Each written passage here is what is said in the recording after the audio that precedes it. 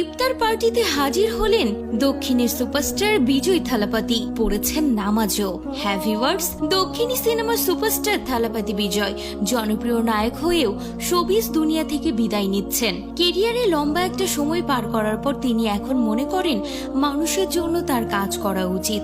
সেই ভাবনা থেকে রাজনীতিতে পা রেখেছেন, গঠন করেছেন নিজের রাজনৈতিক দল। 2024 সালের ফেব্রুয়ারি মাসে রাজনৈতিক দল গঠনের ঘোষণা দিয়ে তিনি 2026 সালের তামিলনাড়ু বিধানসভা নির্বাচনে প্রতিদ্বন্দ্বিতার পরিকল্পনা করেছেন। এদিকে চেন্নাইয়ের পবিত্র রমজান মাস উপলক্ষে এক বিশাল ইফতার পার্টির আয়োজন করেন থালাপতি বিজয়। সামাজিক মাধ্যমে ঘুরছে দক্ষিণী তারকা ও রাজনীতিবিদ থালাপতি বিজয়ের একটি ভিডিও, যেখানে তাকে দেখা গেছে ইসলামী পোশাকে, মাথায় ছিল টুপিও। এরই মধ্যে ভিডিও বেশ ভাইরাল হয়েছে। অনেকে জানতে চাইছেন এর পেছনের কারণ।